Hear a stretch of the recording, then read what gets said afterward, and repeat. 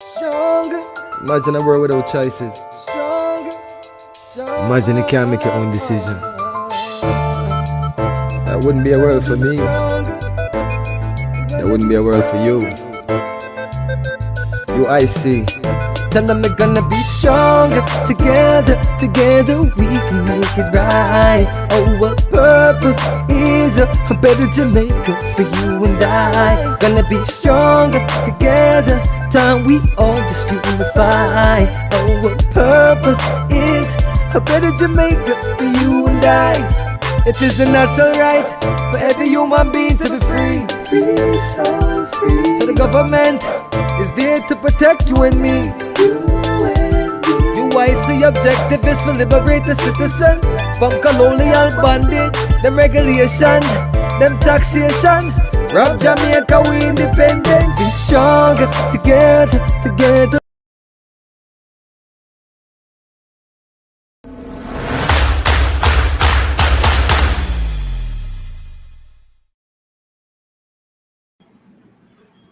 Hello, good night, and welcome to another edition of UIC Liberty TV. This is Joseph Patterson. It's been a while. It's been a long while since I've been on here. So I'm very happy to be back. And thank you very much to all of you who are here tonight as well. As you know, or you may not have known, YouTube decided to lock us down for a little bit because we're not behaving according to their plans. Recently, they sent us a message to let us know that a year ago, we had done a program, what do you call it now? A forum where we invited some experts on to talk about the pandemic and the different kind of solutions that were out there, you know. You know that there's a particular narrative which has been given for us to follow, but we weren't following that narrative. We're asking people to share their views, to be free to speak their mind and to share their own ideas and thoughts. And we had some experts on who know something about dealing with infectious viruses. And they suggested alternative treatments to the one that was proposed and for the most part mandated. And so because we had those other people on sharing their alternative ideas, 1 year later, we were blocked from YouTube because we allowed persons to share their thoughts. So basically, free speech is slipping away very fast. We keep this up, you won't be able to hear anything at all from anybody who does not speak the language or the narrative that the establishment wants us to hear and to follow. So good night and welcome to all of you as we make another attempt to talk about things. Of course, we have to use some coded language, if you will, in some instances. But so good to see you on Baba Blue and Sylvester Lawrence, as well as my good friend, Sir West, Lion Rule the Jungle. Good to see you on. And I like your quote, the future belongs to those who prepare for it today. Let's prepare our future by supporting and voting and making Mr. Patterson Jamaica's next president. So thoughtful of you. Appreciate that. JMH, welcome. Good to see you on. All uniters, big up on yourself. Good to see everybody on tonight. We have a very, very interesting topic, which is entitled More Lockdowns, Masks and Jabs to Come. We're going to put that in context for you. But before I do that, before I get into our topic for tonight, please, everybody, like up the live, share it, subscribe if you have not yet subscribed, and encourage your friends and family to do so. Tonight, I want to remind you of a very, very special event that the UIC has coming up on December 17th, that's this Saturday. So if you have not yet done so, please go to our website and get your ticket for the UIC banquet and fundraiser, the first ever banquet and fundraiser, which we're going to have on December 17th out in Clarendon there, a place called Savannah Grill and Deck, just about 15 minutes before you get to Maypen. That's where you'll find it.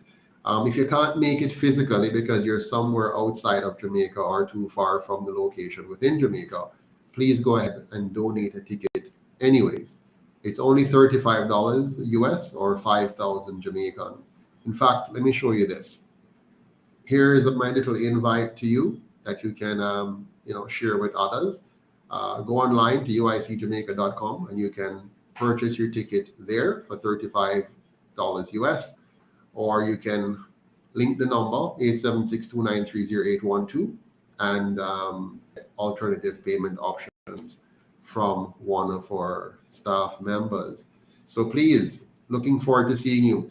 Now, if you want, you can join us online. We're going to have a private online room for those who have purchased a ticket. So once you purchase a ticket and you're not coming in person, we will give you a link and a code so that you can come in and fully participate in a remote setting, see all that's going on and interact with us and talk with us at this lovely first ever UIC banquet for 2022. So please go online at uicjamaica.com and get your ticket today. Thank you very much. Again, welcome to everyone. Joanne, good to see you on. Johnny, Blazy, and Peter Brown, good night and welcome. Welcome as well, Noble Warrior. Nice to see you. Yes, it's nice to be back. Thank you very much for the warm welcome, everyone. So tonight we're going to kick off this discussion, you see, by talking. I'm going to read for you an article from one of those online newspapers, which is going to put in context what I'm going to talk about for the rest of tonight's session. So let me see if I can put that article up on screen for you to be able to see it. Let me see here if I can get that up for you. Before I show the article, let me just run for you quickly a program I did this morning, 7:30 or thereabouts, on Love FM 101, Love 101 FM, which is one of Jamaica's religious station. I think they're the fourth most popular radio station in Jamaica and the #1 gospel radio station. That's their words, I'm just quoting. They have often invited me on their programs. They've had some rough spots from time to time, but generally that's one radio program that normally invites me on, every now and again to talk about a topic.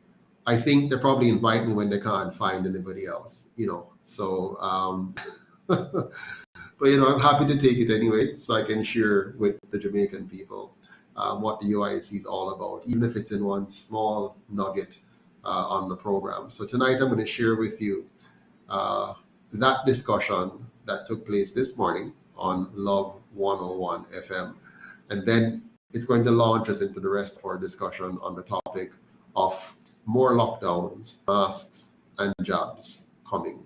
So let's take a look at that right now. About this all morning. Some months ago, we looked at this matter of a pandemic treaty when it was being previously considered. We are now, however, in December 2022, and you will see more recent reports in the international media about a global pandemic treaty that has been proposed. It would be a legally binding international treaty, and it is said that it is being worked on by the World Health Organization. Well, it is in fact being worked on by them, designed to prepare the world for a future pandemic. And if ratified, it would direct the public health decisions and responses of all signatory countries. Do you know about it? Do you understand it? An early December 2022 meeting was scheduled to consider the draft treaty.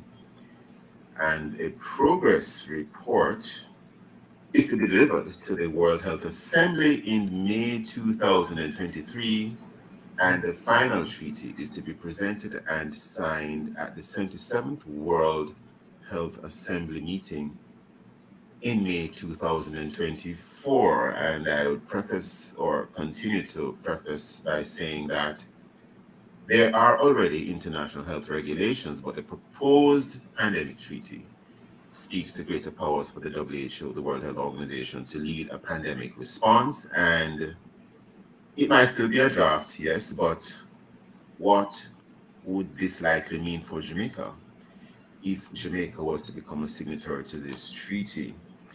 Let us think about it. We have as our guests today to consider all of these things Dr. Donovan White. He's an alternative medicine practitioner and also a general practitioner, medical doctor, MBBS. And we also have on the line Joseph Patterson, president of Jamaica's third political party, the United Independence Congress, UIC. Good morning, Dr. White. Good morning, Mr. Patterson. How are you both? Good morning. Good morning. Happy to be here. Thank you for having me. Okay, now starting with you, Mr. Patterson, and I also see where a Canadian member of Parliament, Dr. Leslie Lewis, has weighed in on this possible treaty, proposed treaty, on her own website. Her name is Leslie Lewis, a Canadian member of Parliament. Any thoughts, Mr. Patterson, on a proposed pandemic treaty? It appears as if we're closer to having one than we were before. Yes. Clearly there will be a treaty if they get a 2/3 majority of the 194 member states. If the powers that be are able to coerce as many of them as possible, we're going to end up with a treaty, very likely. The question, though, is, what will be the response of the Jamaican government? Will it represent the position of the Jamaican people, or will it represent the position of the colonial powers and the PSOJ Oligarchy? You use a number of terms: coerce, PSOJ Oligarchy. Well, I'm not sure what you mean by PSOJ Oligarchy, but let's look at coerce. Why do you say coerce? Well, generally, in these meetings at the global level, a few countries hold sway, and they maneuver and manipulate and get other countries to side with them on the various forms of either threats or benefits. So it's likely that kind of horse playing is going on, and it's a matter of whether or not we're going to see, like we saw earlier in the first discussions, that in 47 African states came together with China and Russia and Brazil in opposing the... Hold on one moment, Mr. Patterson, because you use a lot of strong language, horse playing, but only because I want to bring in Dr. White before the break. Never enough time in the morning watch. Dr. White? I think we've lost Dr. White. We'll take a break at this time. Listen, please stay with us. We'll be right back on the morning watch.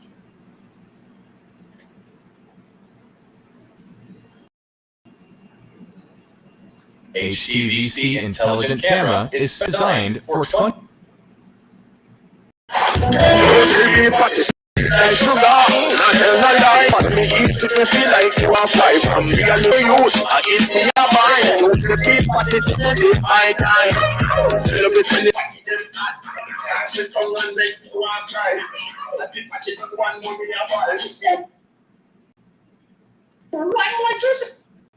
All right, so they went to a break after that. I didn't get to finish my thought there. As usual, I'm cut off, as you know, these things do happen. But basically, I was about to explain to him in that session that, in the last attempt to discuss the treaty, China, Russia, and Brazil, together with about 47 African states, kind of gave some significant pushback to that treaty and the amendments that were being considered and direction that it was going. I'll explain to you more about that in a bit so you can understand how important this treaty is. But in that discussion with the gentleman, you'll hear the doctor speaking afterwards and myself. And interestingly enough, both Dr. White and myself turned out to be in 100% agreement on the matter. And it's a very important matter because whatever is decided at this treaty, I'm certain that the Jamaican government is going to follow lockstep, because our government does not have any backbone. It doesn't have any spine. It doesn't have any ability to stand up for anything or against anything. It will do whatever it has to do to continue to receive the the kind of financial support that it thinks it needs from outside forces. But let's go back now and hear the rest of the story here. Happy Christmas. Call 929-2850. Visit our website for more information.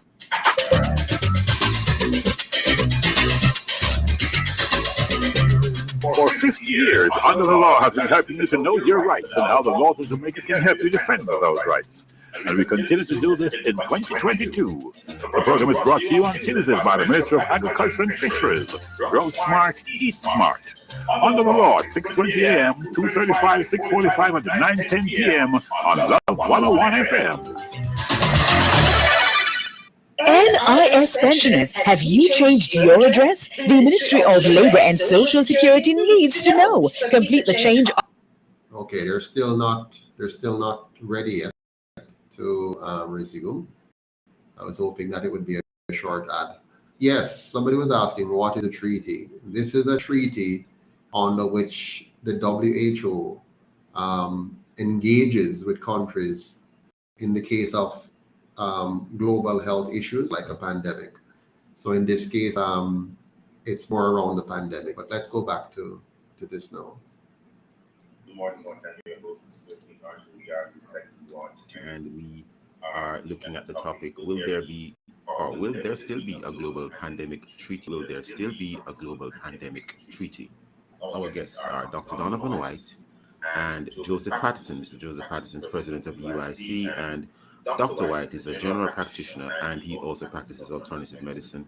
Now, Joseph Patterson, just before the break, you were indicating certain thoughts in relation to a possible pandemic treaty. I just want to make reference as well to further reference to a website of Canadian Member of Parliament, Leslie Lewis, and we did get some information from her website in preparing for the program today. In fact, we were hoping to have her as a guest, but clearly she's not a guest today.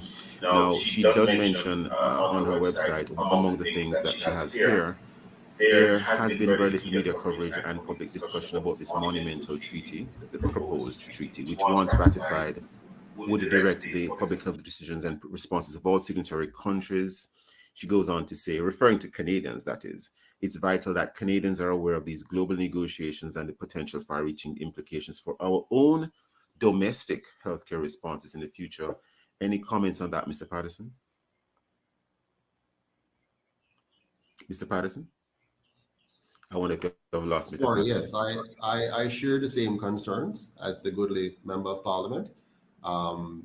These kind of decisions that are made in these treaties, it would be good if the government really engaged the Jamaican people so that they are aware of what is being discussed, what is at risk, and get some form of feedback from us. But generally, I don't see that as the style of our governments over the years. They enter into treaties without much discussion with the public.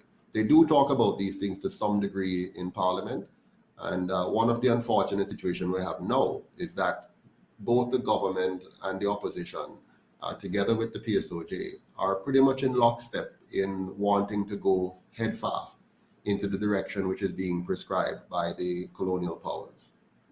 Oh, yes, I also noticed you keep making mention to the colonial powers. What do you mean by the colonial powers, and why do you use that term?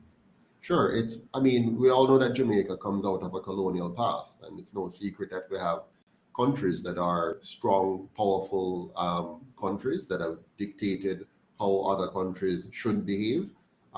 Those are who I refer to as the colonial powers. So I suppose you're not using the term colonial in the legal sense, but you're saying in practice that's how it is? Oh yes, in practice that's how it is. So for example, as you know, any decision which is taken at the WHO on this treaty, or the WHA, which is the World Health Association, will be largely dictated by whether or not one set of colonial powers have more influence than another. So for example, if China is able to get a large number of countries to support its position, then it will go China's way.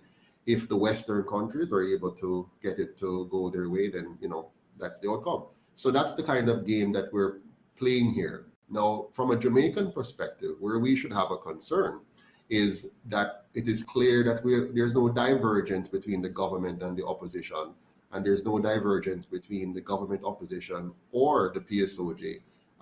In the past 2-3 years, we've seen that the agenda that's being foisted upon the world is fully supported by these three entities for the Jamaican people, and they care not what the Jamaican people thinks, whether a majority is opposed or not. They're insistent on forcing these things on the Jamaican people. That's the history that we have right now, current history, and even earlier history.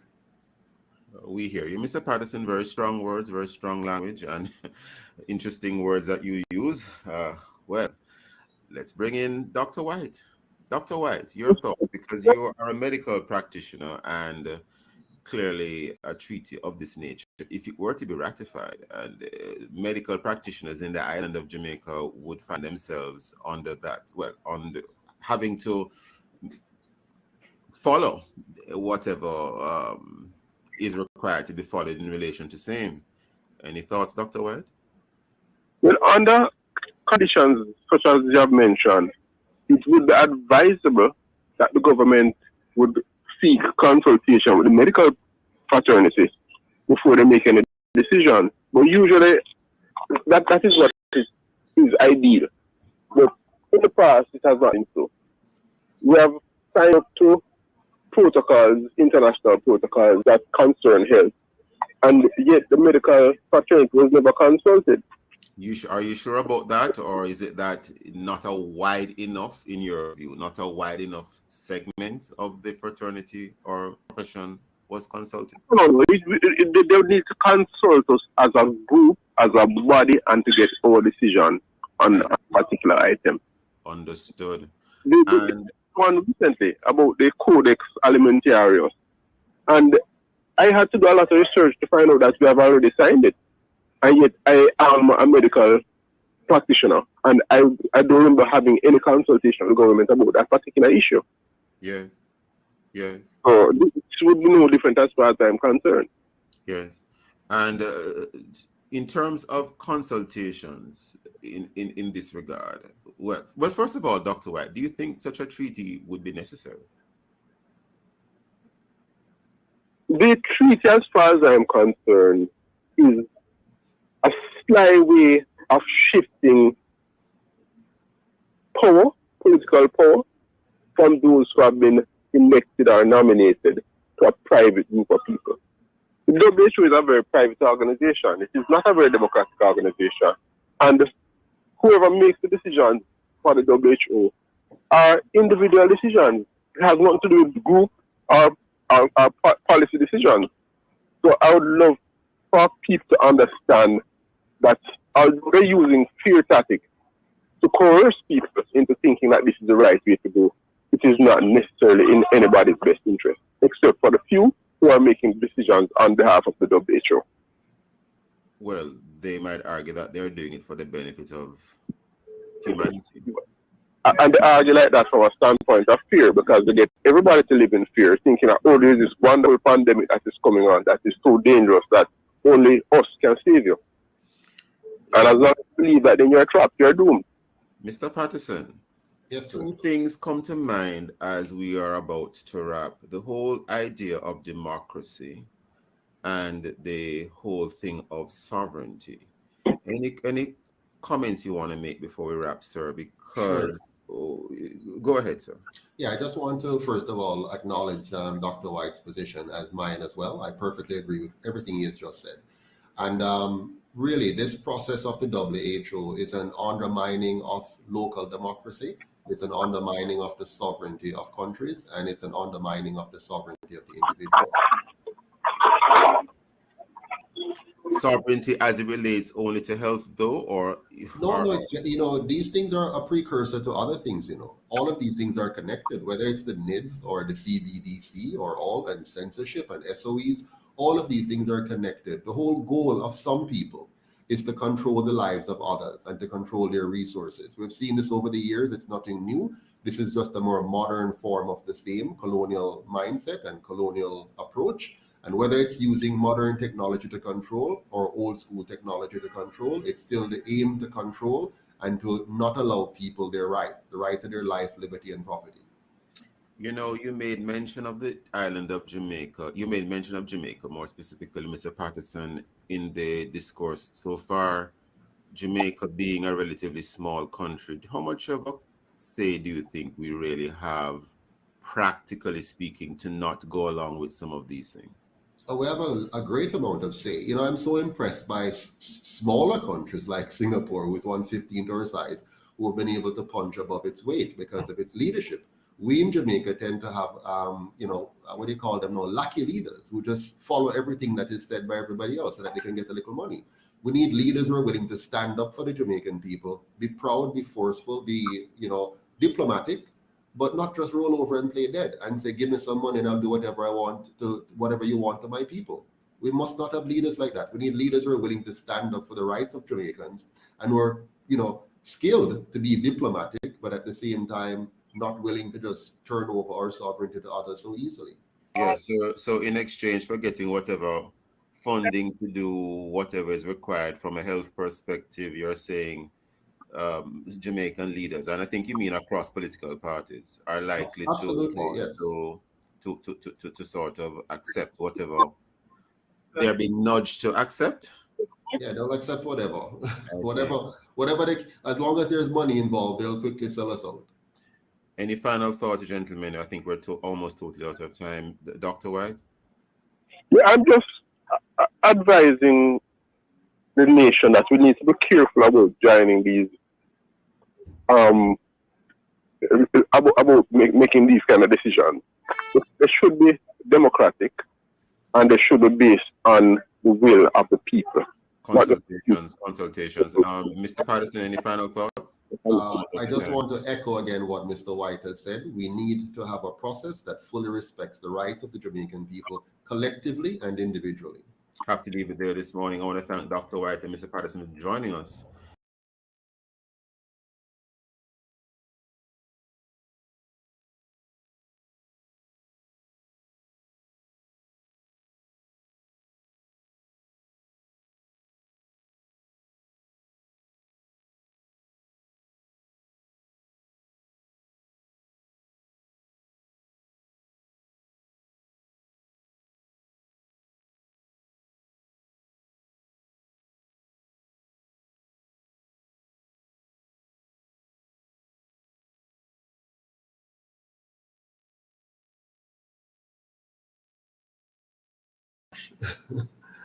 I was talking to myself there. So I hope you understood a little more from the discourse there that the goal of the WHO is to get a more robust treaty, a more robust set of international laws to which some 194 countries or more will be signatories to, including Jamaica. And the next time we have any form of so-called pandemic, any sort of health scare, any form of medical or health-related crises, they will have greater ability to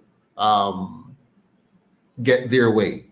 So whatever they prescribe that is to be done to you or me in order to solve the problem, they will have greater power to do that. So for example, if they send a message to the world that everybody is to be locked down, then that's more legally binding and enforceable. That means the government of that country is overruled and they need to do what is prescribed. Now, we're not there yet. They did not have that kind of power in the last pandemic. And what they're trying to do now is to get that kind of power by the next pandemic. Now, they already told us that there will be other pandemics. So there's no doubt about that. The question is, will they have this treaty in place, agreed to by all the countries or a majority of the countries, so that they can effect this at the next stage of the plan? Now, I want you to listen to another journalist that is a little bit more forceful and explicit on the matter and hear what she has to say, so we can learn some more about where this is heading. So let's take a look now at that. The treaty was trending. Kim, what's on your radar? Well, if you remember, last week, hashtag Stop the Treaty was trending. People were saying countries are about to give up their sovereignty to the WHO, meaning that we wouldn't be allowed to make a decision as a nation regarding our pandemic responses in the future, so that we would instead be beholden to global laws run by unelected officials. Now, last week was the World Health Assembly, the governing body of the WHO, composed of representatives from nearly every country in the world, gathered together in Geneva, Switzerland. And for a couple of days, they discussed proposed changes to the IHR, which is the International Health Regulations, that were proposed by the US and other wealthy Western nations, such as the UK, Australia, and whatnot. So just to explain a little bit more about the fear and what this IHR is. So the IHR is a set of agreed upon rules of how countries would behave during some sort of outbreak. This was actually drafted originally in 1970, and it's gone through several different phases of amendments. The most recent amendment and changes to the IHR was done in 2005. Now, pretty much every single country in the world is a part of the World Health Assembly. So every country in the world is beholden to these agreed upon rules of how countries will behave if there's some sort of public health crisis. Now, this is a legally binding document, but the document is not, it's pretty soft in its language. So even if it is legally binding, as we saw in this pandemic with COVID-19, certain countries like China, for example, not exactly cooperating with investigations, nothing really happens to them. There's not any actual consequences. So as I discussed in a radar last week, the WHO proposed, as well as alongside some wealthy Western countries, to make some serious changes to that document to force countries to be a bit more beholden to some rules by maybe having some sort of police power that's given to the WHO. That would come in the form of sanctions or other sort of financial consequences if countries don't behave the way they're supposed to be behaving during a global pandemic or any other sort of health crisis. So a lot of people were against it, saying, hey, you can't take away a country's sovereignty. If you do this and you say you're beholden to these rules that were made by unelected officials in Geneva, Switzerland, and you're suddenly going to be beholden to this, you no longer have any control over your own population, over your own pandemic response. So it wasn't going over very well. So then the hashtag Stop the Treaty started trending all online, people saying, we don't want to be beholden to what the WHO wants to do, which whoever this unelected czar is, we don't want them to decide what is going to be the right course of action in the next pandemic. Lockdowns, testing and tracing, vaccine passports, the list could go on. Now, during this World Health Assembly last week, when they were discussing this IHR and the proposed amendments that were done by the US, by these Western countries, by the WHO, that would have given the WHO more power and forced countries to be more beholden. The US really drafted this in response to China not being very cooperative during the investigation. Things didn't go exactly as planned. It turns out, rather than having general consensus, which is pretty typical at the WHO, several countries actually voiced objections to the proposed amendments. In fact, Botswana read a statement on behalf of 47 African nations saying that they would collectively be withholding their support for the reforms. Brazil, Russia, China, India, South Africa, Iran, and Malaysia also voiced strong objections. Brazil in particular said they would actually exit the WHO altogether if these were adopted. Now remember, South Africa, they're in this position where they felt pretty demonized for spotting a variant of the virus. They were then punished for that collectively by the rest of the world. So they understand very specifically what that police power would actually look like. They were subject to it informally. And now what the WHO wants to do, as well as these Western nations, is make that a bit more formal. Now, to explain, there was no actual vote. There's been some trending messages online saying that that the treaty was actually defeated, that these countries voted against it. There actually was no vote during these sessions. These were just debates. People were voicing their concerns. Countries were voicing their concerns. But ultimately, it forced the WHO to realize there wouldn't be consensus if they did go to their informal consensus-style voting, which is how they make decisions. Now, if there is no consensus in the WHO, in the World Health Assembly, the WHA actually, if there is no consensus, then they do go to a 2/3 majority voting process. Now, with 47 African countries, as well as many of the other nations such as Russia, India, China, not going along with this, it's unclear if they would actually receive that 2/3 vote. So it's not over. The WHO decided they're going to go back to the drawing board and they're going to be revising the amendments.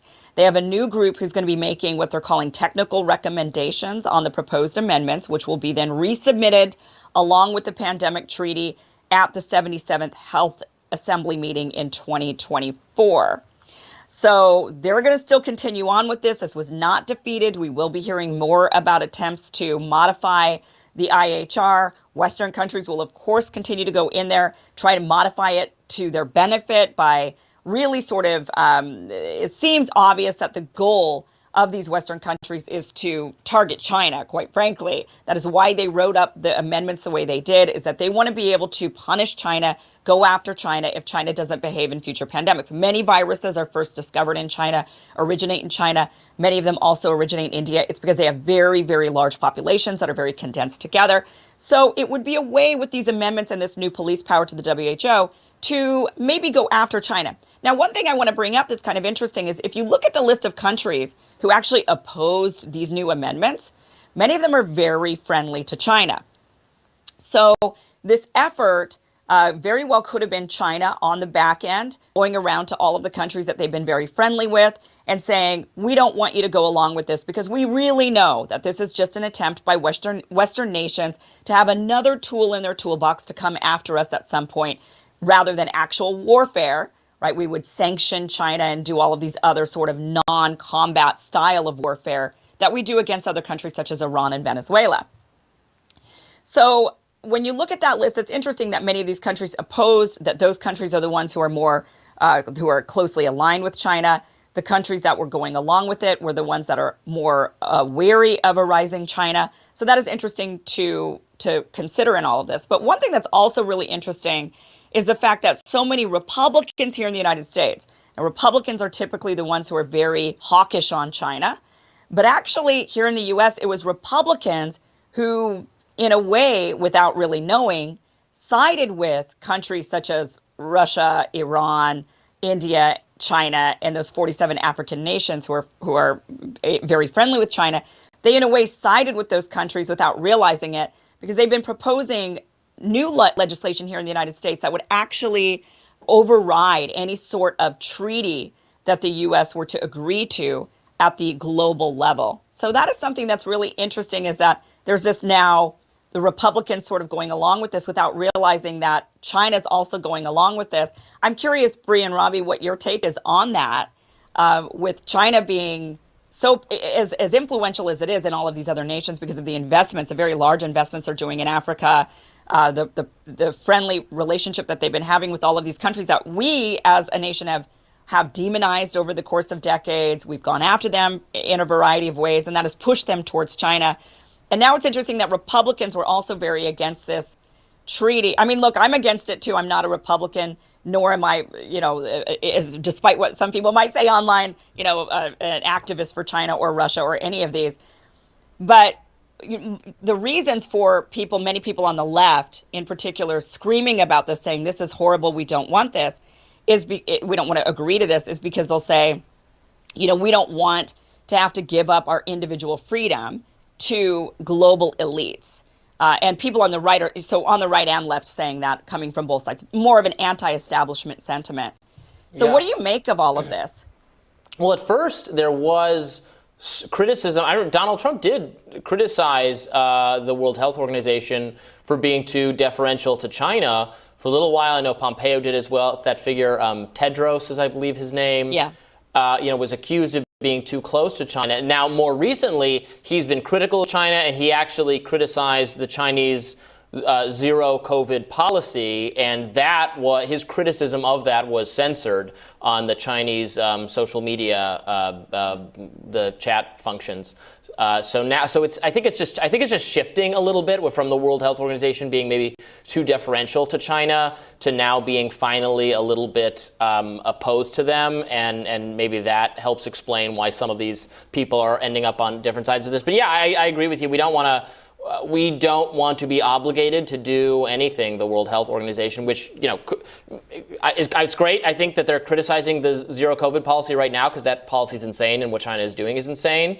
But they could just as easily be under the thumb of China or any other government or our government. We've done things with the pandemic. There are areas of the pandemic response where U.S. CDC policy was more insane than what the WHO was recommending. Hoarding vaccines that were going to go bad, not distributing them to other parts of the world, et cetera. Yeah, look, the posture of this is kind of interesting because from a Western perspective, the concern is that the World Health Organization is going to force some more draconian COVID protocols on the United States than the, liberty-loving Americans are really for.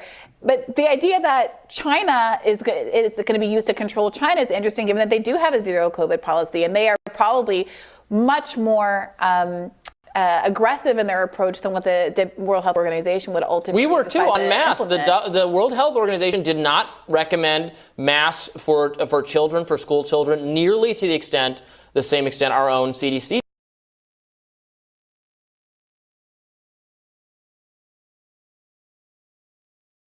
In schools, I was muted. Can you hear me? I think you can. All right. So here in our country, our children are being forced to wear a mask in school to this very day. Here in our country, the government of Jamaica has done some terrible things as well over the last couple of years on this pandemic issue. But where did all of this lead in terms of China? Let's take a look on what this has done to China. Okay, I want you to look at what it has done to China. It's a little different what I'm going to show you now because it's going to switch a little bit to economics. But all of this, all of the attempts that are being made in terms of the new treaty, you've just heard the argument that the West is trying to do this to get back at China. That's a very basic way of looking at it. It is far bigger than getting back at China. You might recall that the West was initially applauding China and saying China has done a great job with this pandemic. And you might recall that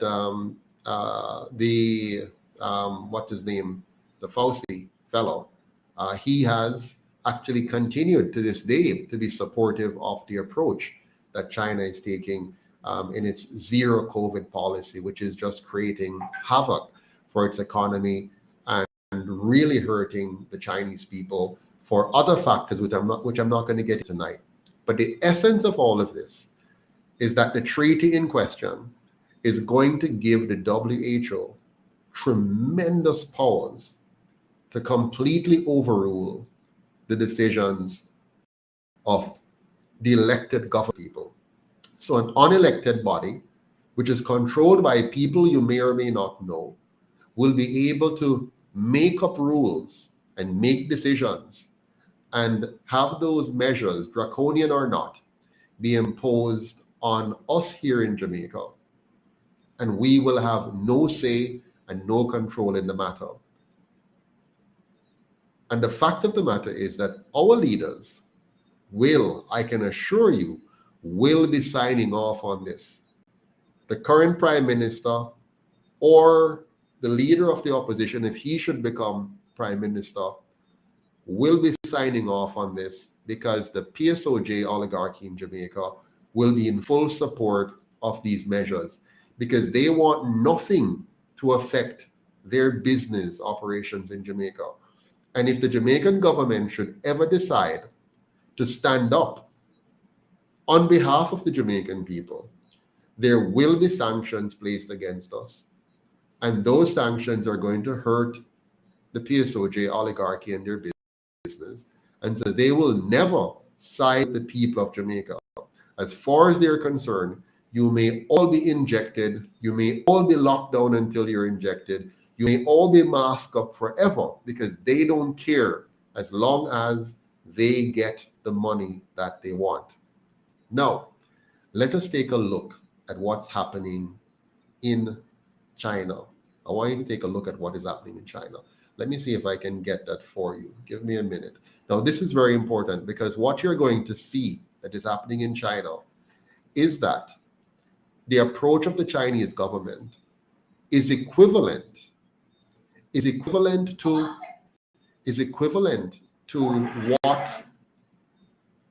what the policies that they're prescribing right now for us will take Jamaica. So what you're seeing in China now, if you pay attention closely, the kind of governance model in China, the direction that China has taken, the kind of powers that the government have over the people and what they can do to the people is just phenomenal. It is unbelievable. And this is where they don't only want to take Jamaica here. Not only Jamaica they want to take here. They want to take the entire world to this model. This is the envy of leaders like the Prime Minister of Canada, the Prime Minister of Jamaica, the Prime Minister of Barbados. This is where some of our current day leaders would love to take their country and have this level of control over its people, over the people in their country. So I'm going to show you what's happening in China right now. And you're going to see where this is going to lead for us. A new income stream just by simply loading up some mini ebooks online onto Amazon. A mass exodus is underway in China. An exodus of the rich and the wealthy. They're fleeing the country en masse, seeking asylum in democratic nations. But the question is why? Why do they want to leave? And the answer is Xi Jinping. His repressive policies have impelled this exodus. His crackdown on millionaires, his clampdown on free speech, his repression of protests, and of course his draconian pursuit of those who have created the Chinese economic boom in the first place in the past 2 decades. This is forcing people to leave, making them shift to safe havens. I'll start with some numbers. Since 2012, more than 600,000 Chinese citizens have sought asylum overseas. 600,000. Out of this, more than 100,000 asylum applications were filed in 2020 alone. And in 2022, this year, more than 10,000 high net worth individuals from China said they wanted to leave the country along with their money. The next big question, where are they going? Which countries are they relocating to? According to one report, the most popular destinations are the US, Singapore, Australia and Canada.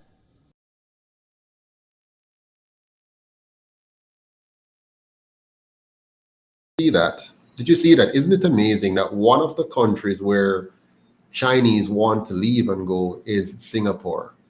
You've always heard me talk about Singapore and how well they're doing. So here, many Chinese want to leave. Now, this particular news item is more kind of fixated on the fact that it's the millionaires who are leaving and it's the rich people who are trying to leave and so on. But don't be distracted by that. Focus on why people want to leave China. And the reason they want to leave China is because China is not a free country. China is not a country that respects the right to your life, liberty, or property. The entire world, however, is going to go the way of China. No matter what you hear that say about negatives about China, that's the direction of the world. That's where the powers that be want to take us. They want to make the entire world like China, a place where the government, controlled by a few people, in this case, the global elites, the global oligarchs, of which we have the Jamaican version called the PSOJ Oligarch. They love to control. Normally it's the rich folks as well. Now you're saying, but it's rich people leaving China. The rich ones who are not in the establishment. Those who are in the establishment, who are protected by the corruption system, they're quite happy with it. But people who love freedom, people who want the freedom to learn and earn and grow and enjoy the fruits of their labor, those persons are going to want to leave. In fact, if you look back through history, throughout the entire history of the world, every time you have a dictatorship,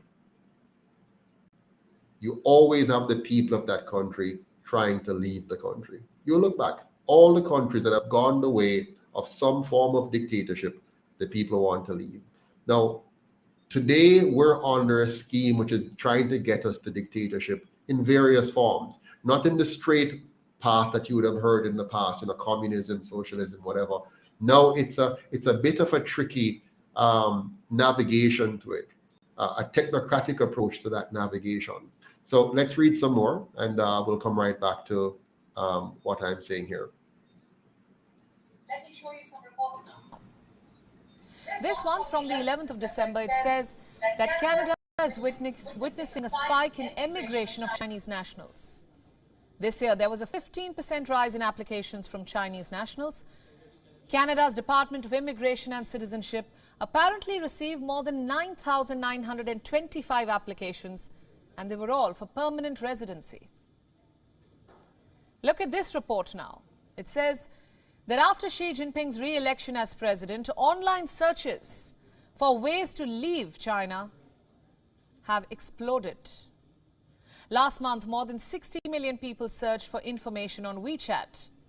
A week later, when another COVID-19 wave hit the country, the number of searches for leaving rose to 80 million in one day, 80.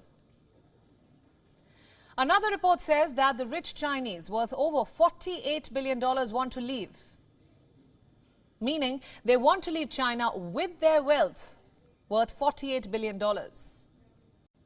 If this happens, this will be the second largest wealth outflow for any country. Russia is number one on this list, and now China will come second. And then we have this report. It came out earlier today. It says COVID-weary Chinese millionaires are eyeing Singapore for relocation. Yes, Singapore is now becoming a magnet for China's rich and wealthy who want to flee the zero COVID mess. What do all... Do you recall sometimes when I'm doing my presentation and I talk about Singapore, persons would suggest that Singapore is a bit of a dictatorship state. But why is it that people want to go to a dictatorship state? Because Singapore is not.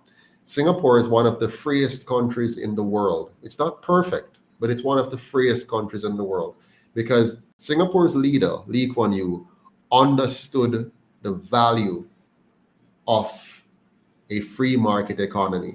You cannot have a free market economy without freedom. China could not have become a powerful economy without giving its people a great degree of freedom. But as it gave them that great degree of freedom and they start to prosper tremendously, the Chinese Communist Party, CCP, recognizes that the longer it allows freedom to the people, the weaker it will become as a government to control the people. And the more economic freedom you give a people, the more they want full and complete freedom. And so the Chinese government is clamping down to take away that economic freedom. And as a result, they're scaring off a lot of people from their country and losing a lot of money in terms of capital flight. And their economy is beginning to become shaky. Here in Jamaica, one of the reasons why our economy has remained stagnant for the last 50 years is because even though you don't hear of Jamaica as a dictatorship or anything like that, the government of Jamaica has actually quietly maintained an iron-like grip over the economy, placing gatekeepers everywhere, political gatekeepers, to keep the economy from being fully open and free for the Jamaican people to explode with prosperity.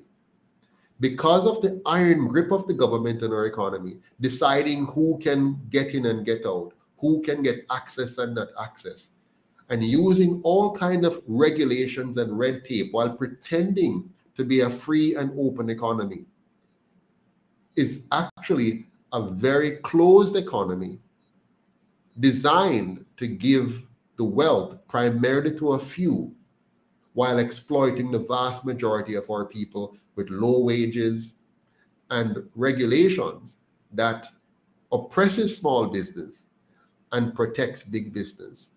For example, recently they passed new laws to save us, to protect us from all of these small loan sharks around the country. In effect, they've eliminated those small loan sharks. So you only have a small set of loan sharks with complete control and dominance over the economy. And they've given that access to their friends and company so that you and I cannot enter into any financing arrangement and create any kind of money multipliers among ourselves and create wealth among ourselves. We have to go to their stipulated people and beg a loan. And so we're kept down and kept under manners while they're claiming that the economy is open. But it's not. It's only open to a few. So China and Jamaica are similar while looking very different. Our dictator is Andrew Holness. China's dictator is Xi Jinping. And the same ideologies that guides Xi Jinping is the same ideologies that guide not only our prime minister, but the opposition leader, the PSOJ, and the colonial powers that guides them and directs them. So watch carefully and listen carefully. These developments tell you that Xi Jinping's policy.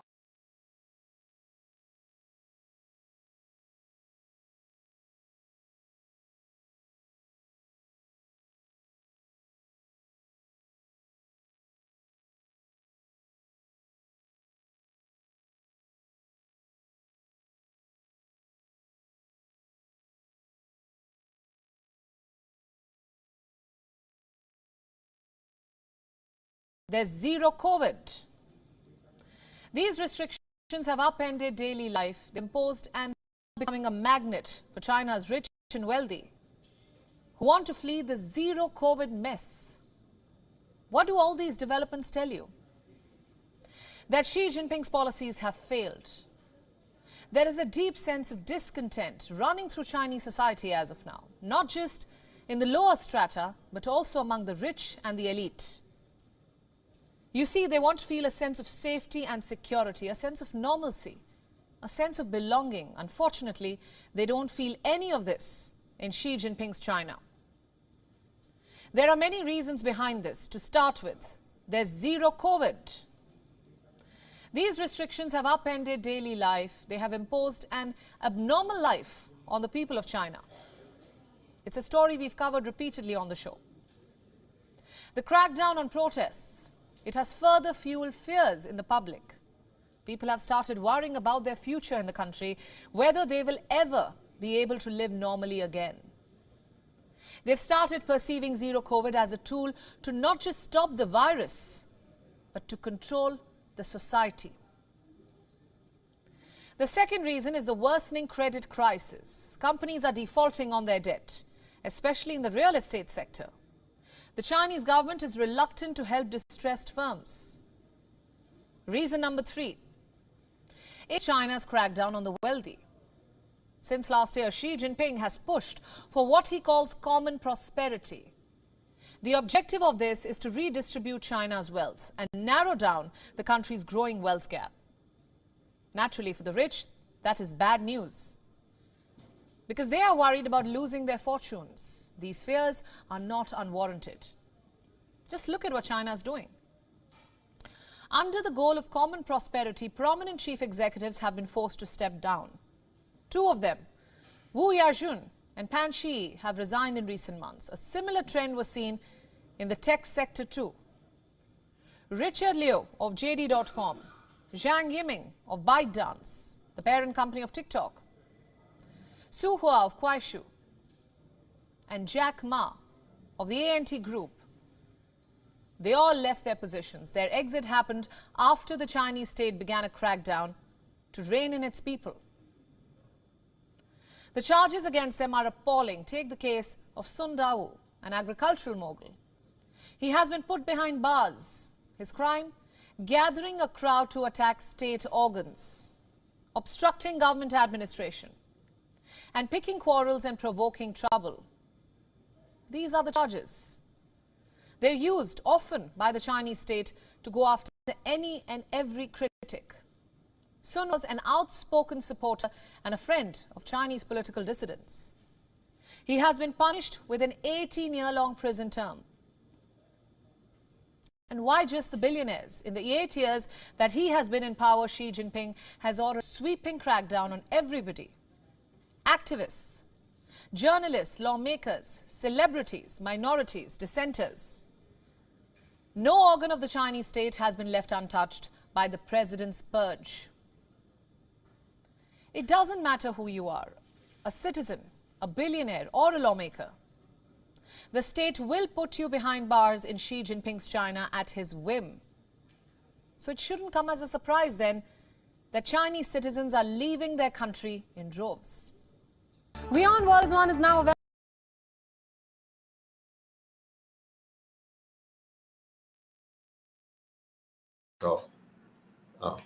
So that's where Jamaica is heading as well. And not just Jamaica, but the entire world. Why am I showing you all of this while I'm talking about lockdowns, masks, and jabs? If you notice, China has pursued a zero COVID policy. What that means is that they will not allow any COVID to exist in their country. So they are the ultimate of fighting the problem of the virus. While the rest of the world has kind of moved on for the most part and is learning to live with COVID, they say. But it's not over yet for us. Right now, gradually, you're going to be seeing reports coming out with new numbers, new things to make you very fearful and very scared. And you're going to see in earnest actions being taken by our global leaders with the full support of our local leaders to pass new laws and new regulations and to get things in place, some of which are like the NIDS, the CBDC, and so on. Now I want to walk you through one of their beautiful plans. I want to show you in more practical terms how they're planning within this global agenda to tag you like an animal, to track you like an animal, and to control you like an animal through a digital social credit score system. They want to track you and control you from cradle to grave. The global elites will be like God in all of this, deciding who may live and who may die, deciding on your food, on your water, on your housing, on your medication, deciding on your occupation, deciding on your reproduction, even deciding on your duration. I hope you get that. You'll be a slave in a digital form of slavery. So not the old form of slavery that is easily identifiable and ugly, and we've moved on from that for quite some time now. No, you're being girded, guided, prodded, pushed even into a new form of slavery that I call a digital form of slavery. You will be unable to buy or sell without permission. You will be owned and you will own nothing. That is where we are actually heading. I know it sounds so utopian, so unbelievable. It's like, really, Mr. Patterson, what are you talking about? Nothing can go so. Nothing can go so. But can you imagine when our parents or foreparents were sitting in Africa, enjoying a lovely evening under the mango tree, playing with their children, going down to the river, having a nice time in the river, planting their fields, herding their cattle, and living a fairly rich and wealthy life with the simple pleasures that we see in country life when we go check it out. And one day, all of that was turned upside down with the simple visit of some Europeans to their shores. And then for 400 years, a nightmare descended upon them. And we are the result of that nightmare of slavery, finding themselves bundled and chatteled in the heart of a ship, puking and defecating on each other, stripped naked, beaten, raped, and sold, treated like worse than animals, and sold on auction blocks. And for years, lived without the ability to own anything, with a massa deciding what they eat, what they wear, where they sleep, what medication, if any, they will receive. And they owned nothing, and they were owned. I know it seems so far-fetched because we have gone now for a few years with that history behind us. And so we might be thinking, no, sir, that could have never happened again. That could never happen. No, not the same thing. History repeats itself. Yes, but not in the same exact way. The version is different. Version 1, version 2, version 3, version 4. History repeats itself. And so tonight I want to give you an idea in more detail, of where the new form of slavery is coming from, what it's going to look and feel like. And it's up to us if we are going to decide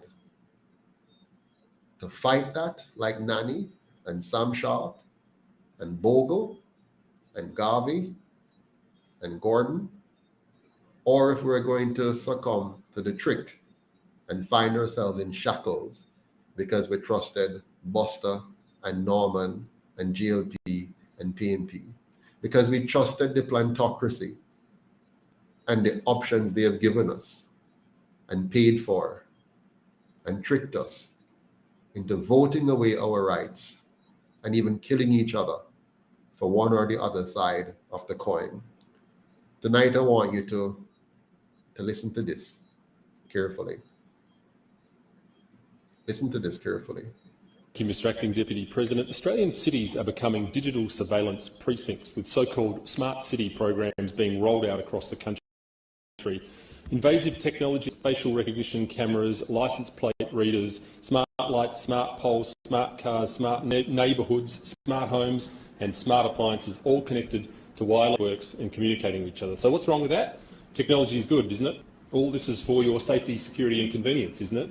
Well, let me tell you, your streets are spying on you, your mobile phone is spying on you, your cities are spying on you, and the infrastructure for future lockdowns is being put into place right now. Don't be fooled. You're being set up to be tracked through your movements and through the future of your digital wallets. By handing over your data, you're handing over the ability to monitor your behaviour, which will soon be turned into a social credit score. And once the central bank digital currencies are in place, you won't get to spend your money without approval. Digital ID will soon become a reality in Australia. Many other countries are already rolling these systems out, countries like Canada, Scotland and many others. Eventually, you won't be able to access any government or public services, and you won't be able to travel across borders or access healthcare or the internet without a digital ID. Think you won't comply? I think you will. The last 2 years were the dress rehearsal and we fell for it hook, line and sinker. Australians are sleepwalking into this technocratic future. And while we're sitting around, scratching our chins, trying to work out whether this is really happening, Australia is drifting towards a dystopian digital future. So, Dr. West, you're so right. Can't say me never did I warn you. This is the future, my friends. This is where we are heading. That piece of clip is from Australia. And what's happening in Australia is also exactly what's happened in China. It's exactly what's happened in what will happen in Jamaica. It has begun. We have the CBDC here. We have the NIDS. You know all the issue about the NIDS. And I have spoken to you before about the CBDC. The moment our government here gets us all on the CBDC, it's game over. Okay? So this is what the UIC is fighting against. This is what the UIC is about. Let's not get distracted by all of the distraction of partisan politics. Opposition leader dancing, bloggers telling you about all kinds of things happening. Every day people are dying. Every day people are going missing. Every day there's a new political game that is being played. Whether it's announcement of this or cutting ribbons of that and making new announcements about this and that. Do not be distracted by any of that. This is the matter. This is the serious issue right now that you and I must be focused on completely, no matter what else. Now, all of this has been going on for years. For example, for years now, they have led us down the proverbial calf path, a path that they have cut for us and guided us down a path away from truth, away from knowledge, away from understanding. Yes. For example, notice there's always a push for us to accept some kind of new and advanced technology, even in medicine, to guide us away from truth, to guide us away from what actually works. To the point where today, natural medicine is all but outlawed. You don't learn about it in school. Anybody who tries to teach you, they are considered practicing medicine and will be thrown in jail. Yes. So they have outlawed natural medicine and are giving you something else instead. My friends, we have been duped. We've been duped into accepting fake governance, fake education, and even fake healthcare. They have outlawed what is good and have made us into people who believe a lie. Our food, my friends, should be our medicine, but we have been wired to love fake food and hate good food. We're actually eating ourselves into our early grave or a wretched existence. The same is also true of our economy. All of what they're teaching us and guiding us to are fake. Fake solutions in order for them to have greater control over everything about us and be able to extract everything from us. If you believe I'm lying, listen to this. Around the same time that John D. Rockefeller seized U.S. media, he also hijacked U.S. medicine.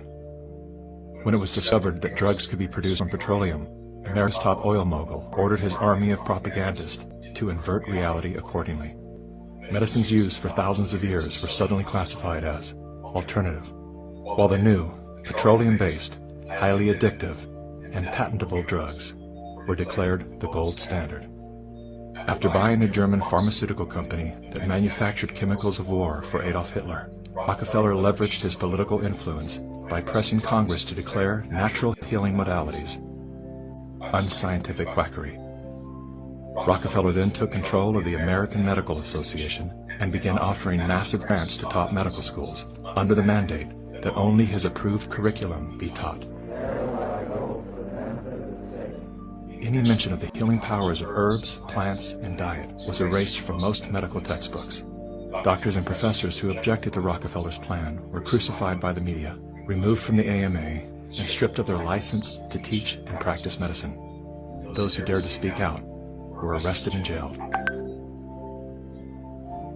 When evidence began to emerge that petroleum-based medicines were causing cancer, Mr. Rockefeller founded the American Cancer Society, through which he suppressed that information.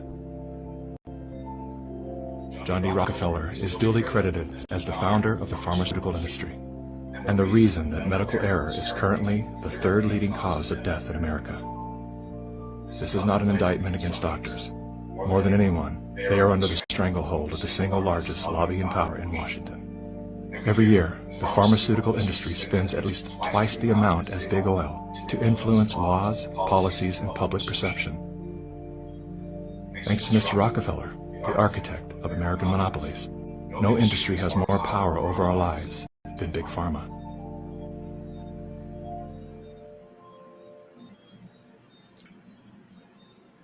I hope that this is an eye-opener to all of you who may not be familiar with this information. It's out there. It's not new information. This is very old. This is history. It's happening today. And even the products which are now being foisted upon us through so many forms of strenuous coercion, whether they come to you with inducements of bribes to say you need to take this particular medication, or they come to you with some form of trick, such as you can't get into school unless you take this medication, or they come to you with you either take this or you can't travel or you can't work in this place. All of these schemes and more, including even locking down your entire economy, punishing you, and then offering you $10,000 and all kinds of things, while they're destroying the foundation of your economy so that you become weaker and weaker and more dependent. So you'll just yield, you'll just give up your rights. This is what your government is doing to you on behalf of those who control it. Yeah? This is what your own government is doing to you. Our politicians were brainwashed. Don't get me wrong, they're not stupid. They were brainwashed. And a part of the brainwashing of our politicians is driven by their lack of understanding. They love money more than freedom. They love money more than people. They love money more than country.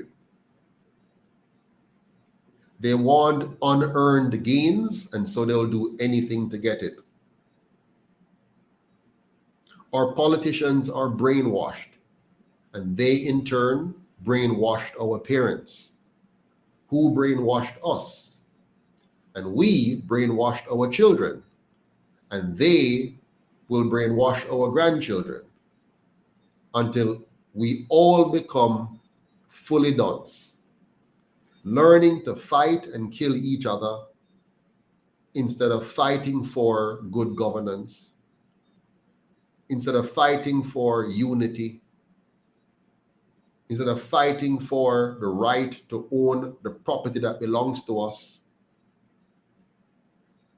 Can you believe that they have tricked us into thinking we need to buy back the land that we already own? The land of Jamaica belongs to us, we the people. And they have tricked us into believing that the land belongs to the crown, the land belongs to the government, and they get to choose who to give it to or who to sell it to.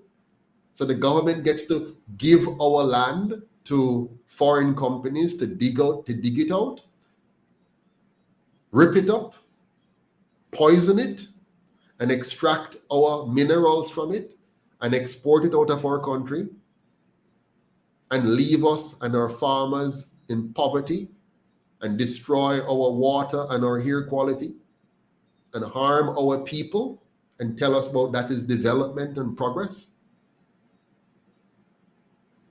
They have stolen our property from us. The Colonial Masters stole our property. And then when these so-called politicians took over for 78 years now, they have not returned that property to us either. They have maintained control of it give it out in little dribs and drabs, sell it rather to our people, force our people to have to work to buy back the land that is theirs. Tonight, a lady called me, one of my supporters here in Santa Cruz. She's sick. She wants to buy a piece of land. She's been renting for years and years and years, and she wants to buy a piece of land. $2.5 million is the price for the land. She wants to use her little money from NHT and group up with her daughter and buy the land. The seller of the land said, no, no, no. I don't want to sell the land through NHT. It's going to take too long and too much trouble to get my money. So not even the system they set up, they claim to help poor people, works properly.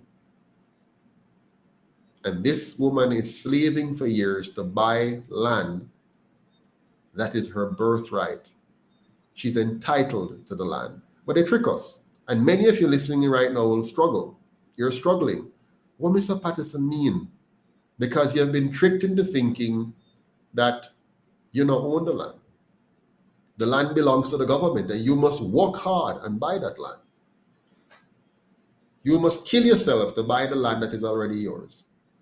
And you have been tricked by the party you have been voting for years upon years upon years. Tricked by them.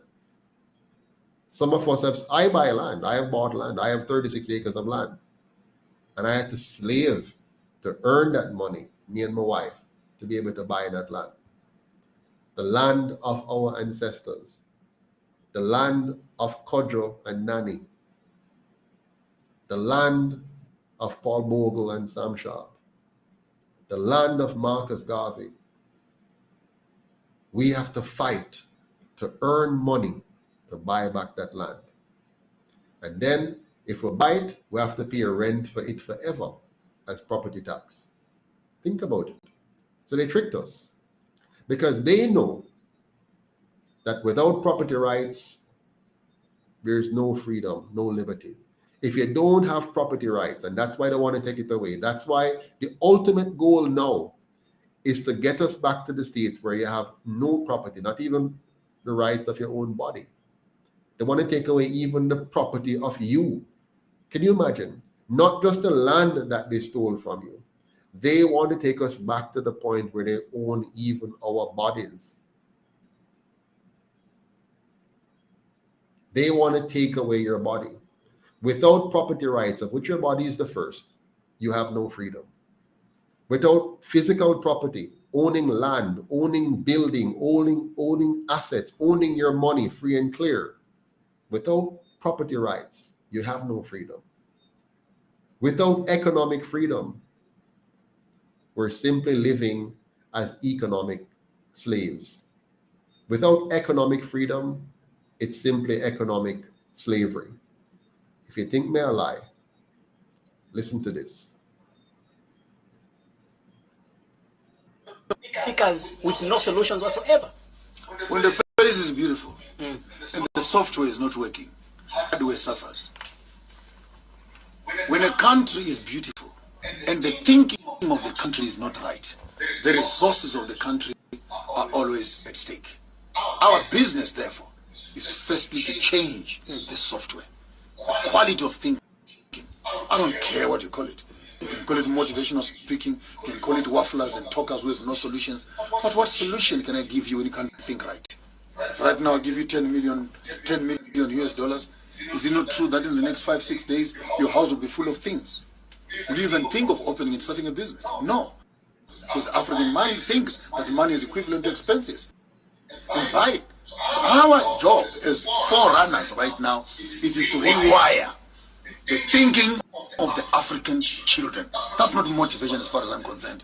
If I wanted to do motivation, I'll be saying, I receive. Say I receive in Jesus' mighty name. Then you say I'm motivating you to go and sit in front of the pastor and think that God can bless you when you don't have the means of land and resources. So this is not motivation. We are calling for a change of mindset, change of government systems. We don't be changing foxes with hyenas here. Just changing leaders, but the system remains the same. Bureaucracy, red taping, bottlenecking, policies that deliberately exclude the Africans from participating in the economy. Right now, if you are found holding a gold in your hand or holding diamonds in your hand, will you not be arrested? Why? Because the policy says you must have a license to hold it. Who writes the policy? It is the white man who wrote it. So that black people cannot access the resources. So when was this written? Oh, it's the legislation of 1942. Were you in power, you, UNDP, or ZANU-PF, or ANC? Were you there when this policy was approved? No, we just found it there. Then why are you sitting in the government office approving a policy which was deliberately designed to exclude you from your own people? You can't use African medicines. Why? Because there's a policy that was written in 1956. Hell no. Where were you in 1956 as a ruling party? So we need politicians that are mentally and politically circumcised to understand that they've now become custodians, Uncle Toms.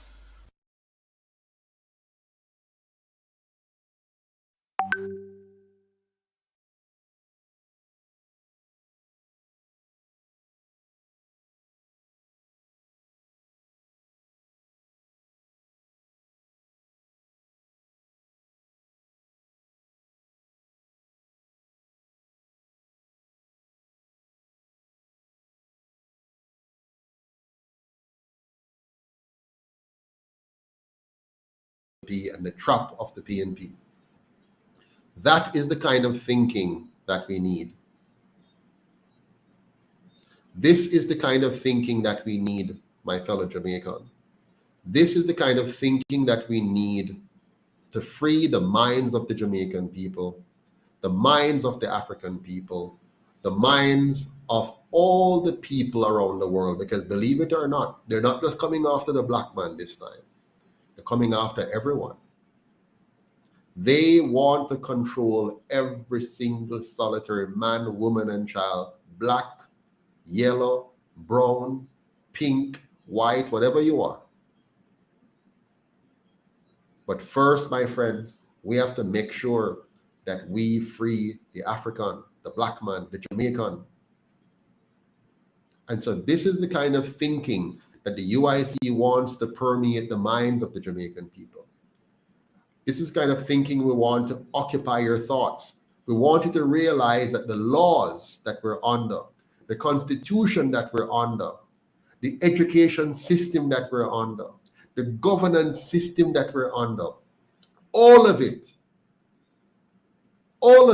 when taken together, is designed to rob you of everything that is important to your personal development and to our national greatness. All of it. The laws are designed to rob you of your natural medicine, to rob you of an education that will open up and expand all of your faculties and potential. It is there to rob you of a governance model that would protect your sovereignty, protect your right to your life, your liberty, and your property, and give you the tools and the infrastructure and the public services you need to achieve all that you can achieve according to your God-given abilities. We have to get rid of the system of governance, my friends. We have to get rid of this education system. We have to get rid of this healthcare system. We have to get rid of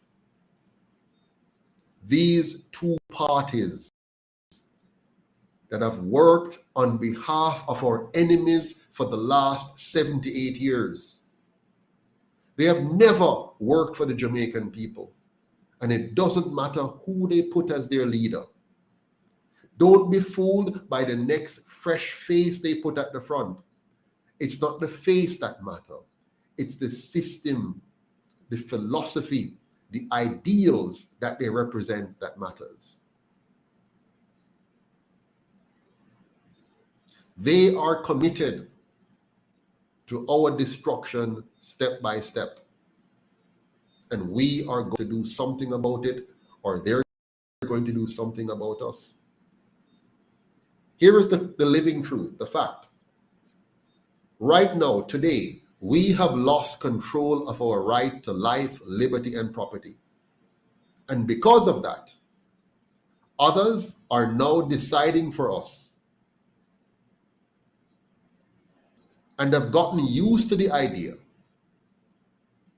that we should not have any say in anything, even over our own lives, or over our children's lives, or over our existence as a race, as an ethnic group, or as an age cohort. They have decided that we are too dumb to be given the responsibility, not to be given, to be permitted the responsibility, to own the responsibility, to choose for ourselves who we will be, how we will be, and what we want for ourselves, our children, and our race. We have lost control over our own life because we have been careless. We have lost control over our liberty because we have been foolish. We have lost control over our property because we have adopted and accepted their education instead of educating ourselves aright. And so the UIC is inviting us, is imploring us, is encouraging us, is begging us to turn from our sinful ways. It is a sin to give up the right to your life, liberty, and property. It is a sin to allow other races to determine your destiny. It is a sin to decide not to use your God-given brain and ability. It is a sin to be lazy. It is a sin to pray and wish and hope that the Messiah comes and do for you what you must do for yourself. It is a sin.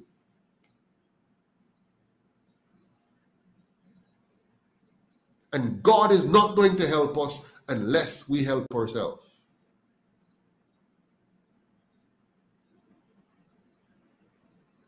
Let's listen to this. An issue that really grabbed me as urgent were issues related to population. In 1998, Dr. Zabin became founding director of the Bill and Melinda Gates Institute for Population Control. Dr. Zabin became the founding director of the Bill and Melinda Gates Institute for Population Control. We see a lot of things that are going very well, things like reducing childhood death and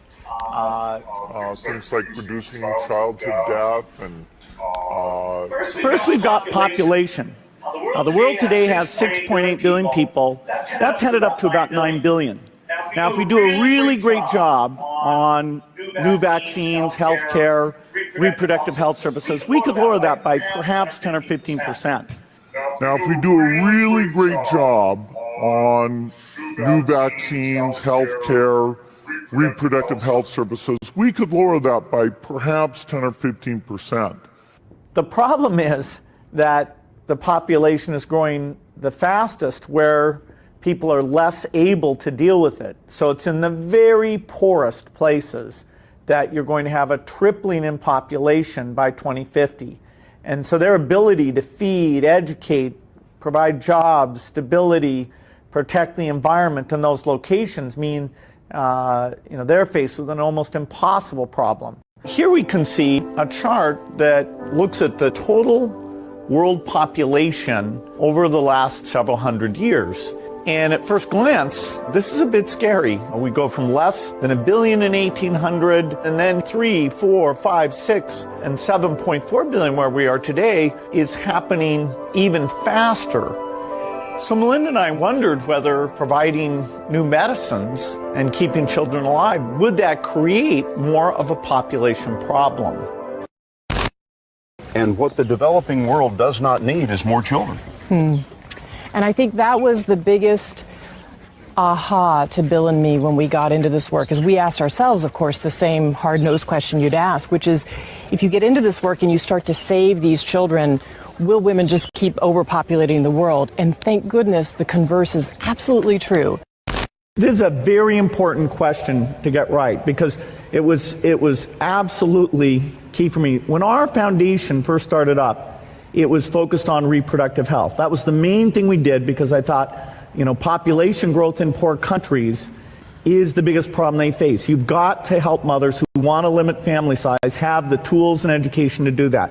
And I thought that's the only thing that really counts. Is spending $1 million on that last 3 months of life for that patient, would it be better not to lay off those 10 teachers and to make that trade-off in medical costs? But that's called the death panel, and you're not supposed to have that discussion. But that's called the death panel. And you're not supposed to have that discussion. Behind closed doors on this New York campus, a secret gathering of some of the world's most powerful people. Gates, Buffett, Bloomberg, Winfrey. It was like the Super Friends. Together with others at the meeting, including George Soros, Ted Turner, David Rockefeller, they're worth more than $125 billion. That much money, that much power around one table. It begs the question, what were they doing? What were they scheming? Total world domination? This group, together for 6 hours, was talking about charity, education, emergency relief, global health, the new Superman and Wonder Woman, the super rich friends, not fighting bad guys, but fighting for good nonetheless. Apparently, one of the things they discussed was what each of them knows about what really works and what doesn't work, so they can concentrate their resources. An epidemic, either naturally caused or intentionally caused, is the most likely thing to cause 10 million excess deaths. Today, the greatest risk of global catastrophe doesn't look like this. Instead, it looks like this. If anything kills over 10 million people in the next few decades, it's most likely to be a highly infectious virus rather than a war. So let's look at each one of these and see how we can get this down to zero. Probably one of these numbers is going to have to get pretty near to zero. That's back from high school algebra, but let's take a look. Probably one of these numbers is going to have to get pretty near to zero. Now, malaria is, of course, transmitted by mosquitoes. I brought some here so you could experience this. We'll let those roam around the auditorium a little bit. There's no reason only poor people should have the experience. But did you come to reproductive issues as an intellectual? When I was growing up, my parents were always involved in various volunteer things. My dad was head of Planned Parenthood, and it was very controversial to be involved with that. My dad was head of Planned Parenthood. The ultimate solution, the only thing that really lets us go back to normal and feel good about sitting in a stadium with lots of other people, is to create a vaccine and not just take care of our country, but take that vaccine out to the population. Take that vaccine out to the global population. We clearly have a vaccine that works in the upper age range because most at risk of that. And doing that so that you amp it up so it works in older people and yet you don't have side effects. If we have 1 in 10,000 side effects, that's way more, 700,000 people who will suffer from that. Way more, 700,000 people who will suffer from that. The side effects for the Moderna vaccine sound concerning. We looked. After the second dose, at least 80% of participants experienced a systemic side effect, ranging from severe chills to fevers. So, are these vaccines safe?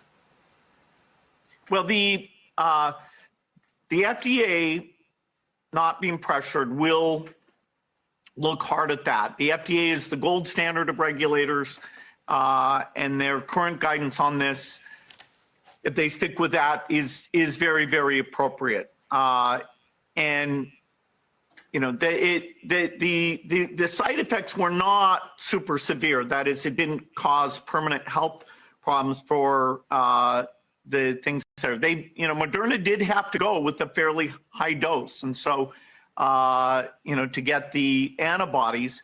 Some of the other vaccines are able to go with lower doses to get responses that are pretty high, including the J&J and the Pfizer. And so there's a lot of characteristics of these vaccines. It's great that we have multiple of them that are going out there. And yes, I think you know the data US better than I do. But the data showed that everybody with a high dose had a side effect. Yeah, but some of that is not dramatic, where it's just super painful. But yes, we need to make sure there's not severe side effects. The FDA, I think, will do a good job of that, despite the pressure. But you don't have a choice. People act like you have a choice. People don't feel like going to the stadium when they might get infected. But you don't have a choice. People act like you have a choice. What else are we not listening to that we need to take action on now? Well, the idea of a bioterrorist attack is kind of the nightmare scenario, because they're a pathogen with a high death rate would be picked. Now, the good news is, I'm not trying to depress you, it's tough enough right now, that most of the work we're going to do to be ready for pandemic 2, I call this pandemic 1, most of the work we'll do to be ready for that are also the things we need to do to minimize the threat of bioterrorism. The economy is not going to be anything like it was. It's going to take a long time to recover. It's going to be, people are going to be surprised at how slow and how fitful this is. It's just going to take a long time to recover. It's going to be, people are going to be surprised at how slow and how fitful this is.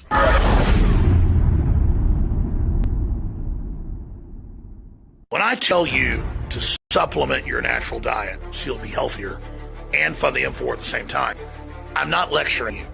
I eat too much.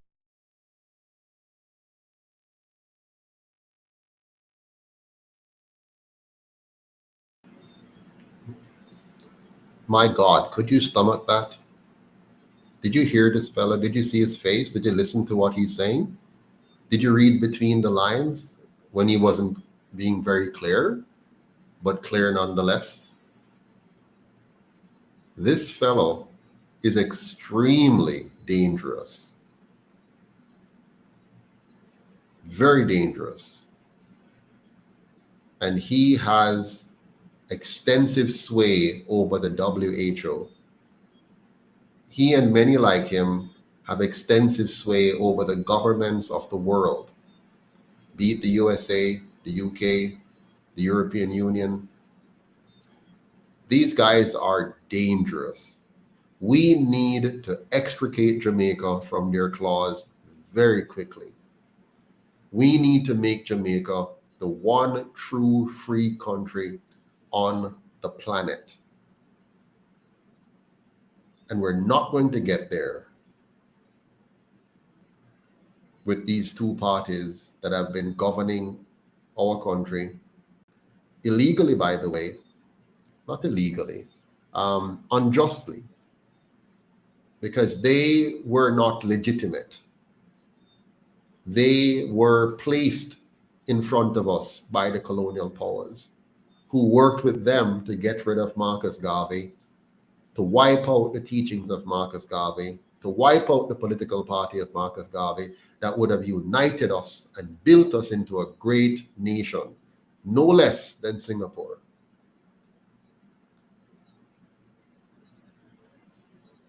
My friends, we have to learn. We have to wake up now. We have to come alive now. We have to become aware now. We have to stop games now. The UIC can't win an election without us waking up en masse. And we're not here to just win an election. We're here to make sure that Jamaica does not get swept up into all of this. As impossible as it may seem, we can stand up against the tide. We have done it in other areas of our existence before. It was not easy for Usain Bolt to become the fastest man in the world, or for Shelley to become the fastest woman in the world. It was not easy for Bob Marley to make the dramatic impact he has made on the world. But all of those things pale in comparison to what we need to do now. It was not easy for Marcus Garvey to do what he did, but he did it. And we must stand on his shoulders. We must stand on the shoulders of Nani and what she and the Maroons accomplished. We must stand on the shoulders of Sam Sharp and Bogle. We must remember that Morant Bay Rebellion, where we rebelled and changed the course of this country. We must not be afraid to rise up, my friends, and we must not allow one man to be taken by the police again. We must stand up. We must stand firm. And we must deliver ourselves out of their hands this time. It's time to wake up. One last video. There is a lot of talk of late on the African continent about the fact that Africans are awakening.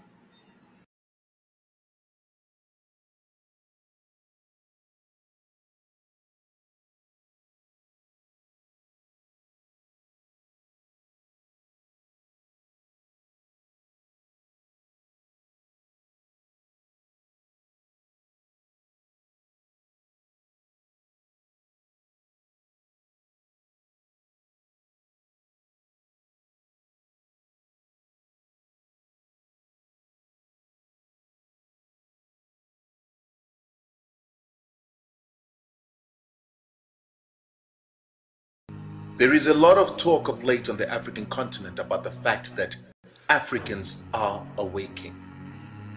There is a lot of talk about the fact that we are woke. But the question that I'd like to ask, almost 100 years ago, a man called Marcus Garvey rose and told Africans that they must unite. Unite in their control of resources. Unite as nations. Unite their imaginations, their dreams, aspirations, and capabilities to grow in Africa and a race that will be able to self-determine and compete against other races. A man called Kwame Nkrumah came and said the same message, and another by the name of Malcolm X said the same. But the question is, after almost a century since the rise of Marcus Garvey, has Africa achieved unity? Do we control our resources? Do we unite in our aspirations, dreams?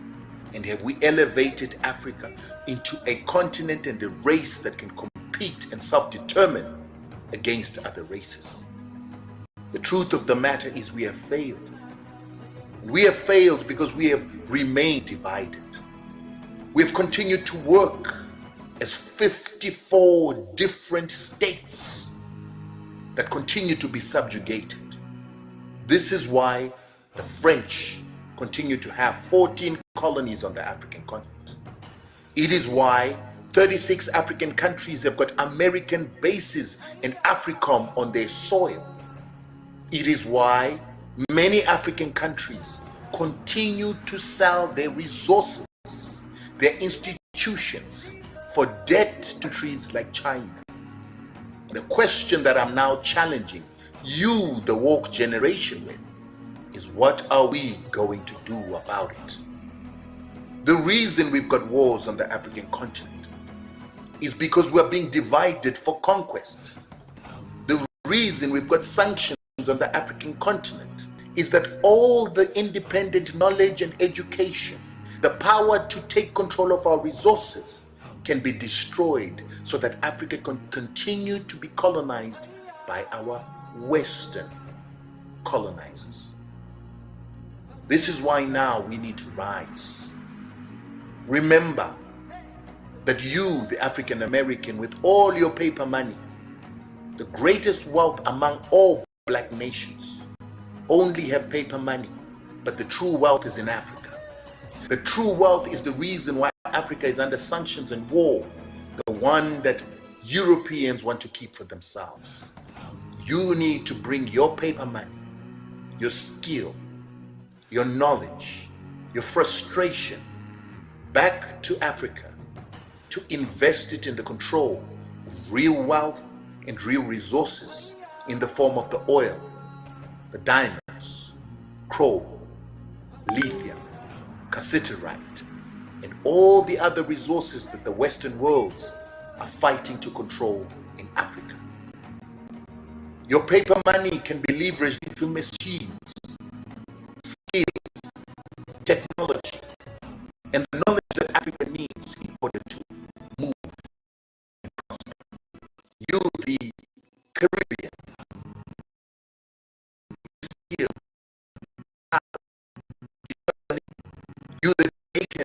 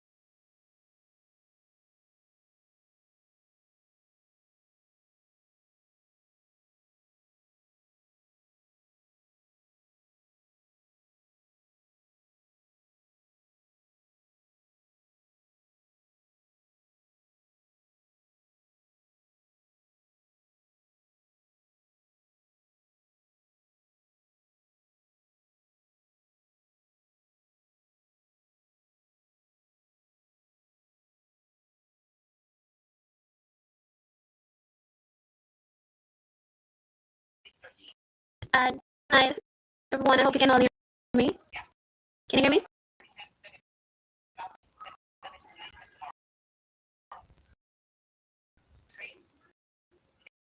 Can you guys?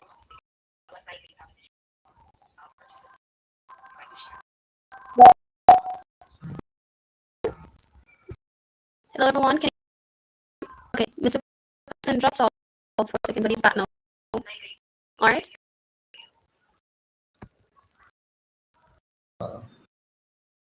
Oops, I think I'm back now. Sorry about that. The system has decided to interrupt our flow. Let me see if I can get you back to that video that you were watching. Just a second. Let's see if we can get back there. Here we go. All right, so let's pick up from where we left off a while ago.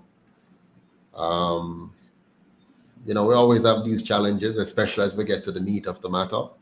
But let's pick up from where we left off. Hopefully you didn't miss too much. I've rewind a bit. Let's go again. You, the Caribbean, with your skill, power, determination. You, the Jamaican, the first people to resist European colonialism. You, the Haitian, the various black peoples to defeat the European army. You are the answer to Africa's problems. You, the European African, all that you've learned and earned, the basketball player, the soccer player, the sportsman, the singer, the musician, the actor, with all your billions of dollars, are the investment that Africa needs to stop its dependency on the colonizer. It's about time that we rose. And I'm saying that Marcus Garvey's dream can be fulfilled, because when he dreamt it, not a single country, not a single African country was independent. When he dreamt it, not many black billionaires existed, if any. But today we've got black billionaires. Today the richest man in Africa is a black man. We have what it takes and the capacity that it takes to grow our continent into being a continent that can be respected, can self-determine, control its resources, control the processing of those resources, and create currencies based on those resources to be the leading economy in the world. And with that, we can industrialize, grow up the technology curve, and begin to create the machinery, the tools to defend the sovereignty of this continent. And now I say it's time that we unite. We have countries like Zimbabwe under US war sanctions to make it unattractive for any African to come, because Europeans are preserving it for themselves. But I'm inviting you, my African American brother, you Africans in the diaspora, you Africans on the continent, to say, come and take advantage of the greatest reserves of lithium, chrome, gold, true wealth, land, an opportunity to develop infrastructure for us to create wealth as a people, for yourselves, for the advancement of Africa. The time to awake is now, but awakening takes action, pride, investment, development, innovation to give our people power. This is the time.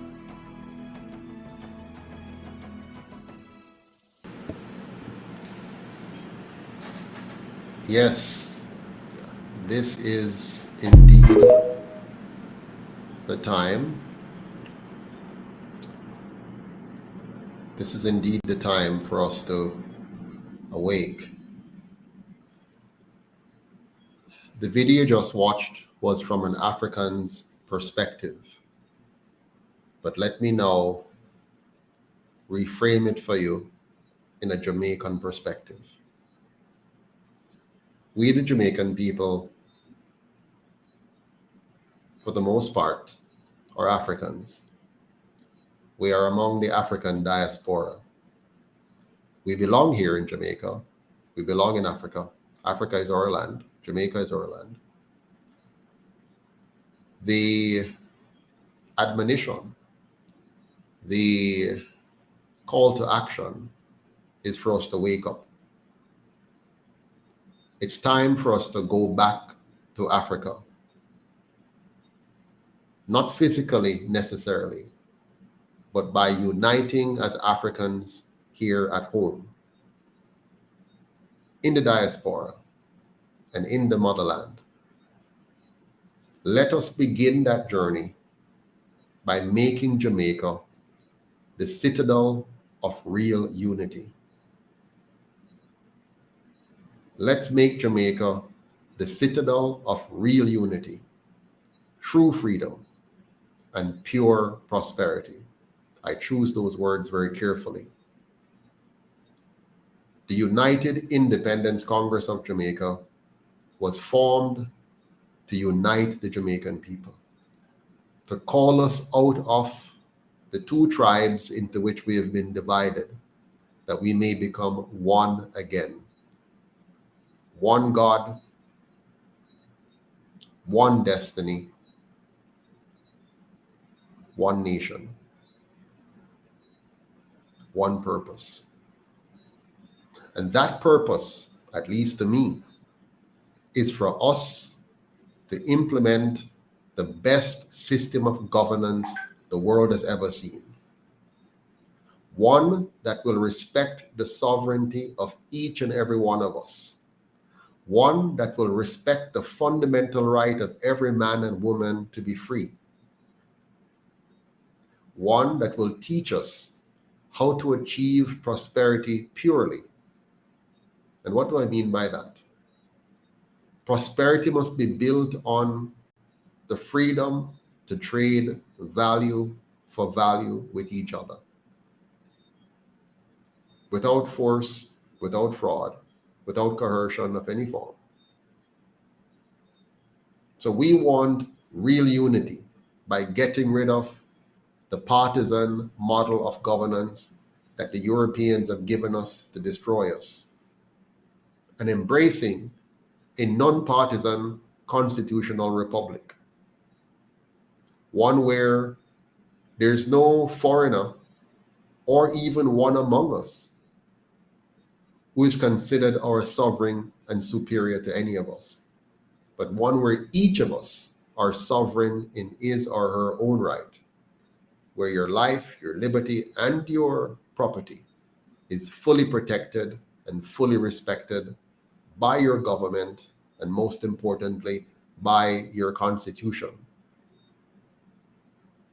And with this true freedom to self-actualize, we create a pure economy that results in a pure prosperity.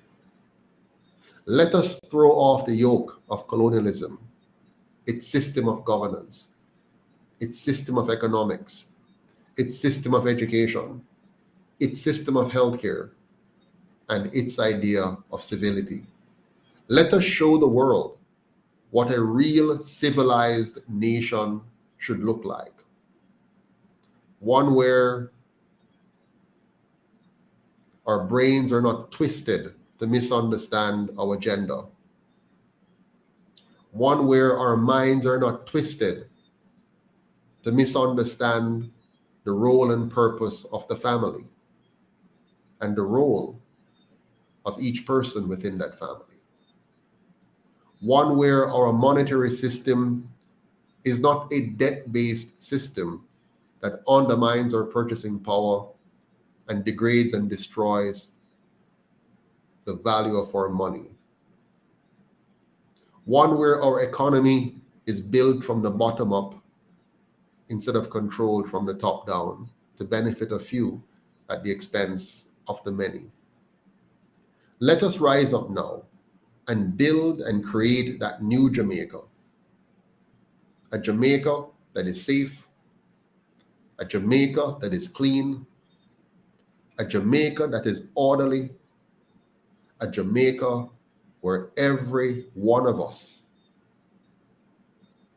have equal opportunity, equal rights, and equal justice. A Jamaica where every one of us can live, earn, and retire with dignity in our own country, with liberty. Let us purpose now to unite as one Jamaica, knowing that we are stronger together. And let us work to build that Jamaica.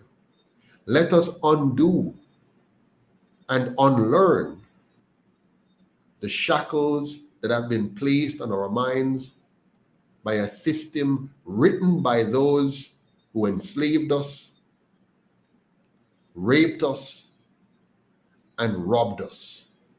Let us throw off permanently the idea that there's a race that is superior to us and that we must be subservient to them or have prime ministers or any other form of leader who go kissing their behind, begging, and are prepared to give away everything for a few small change in the form of loans and grants. Let us be a new Jamaica, a Jamaica that is not prepared to go through this world on its knees, a Jamaica that is not prepared to go through this world begging, a Jamaica where each and every one of us are trained, educated, taught, empowered to work for what we want, to earn what we want, and to progress through society based on a meritocracy instead of on a corrupt system of connection and fraud. Let us purpose to build that new Jamaica. I know we can, you know we can, and it's time for us to stop playing the fool and stop allowing them to fool us. Rise up, Jamaica. Wake up, Jamaica. One Jamaica, stronger together. Until next time, take care and Godspeed.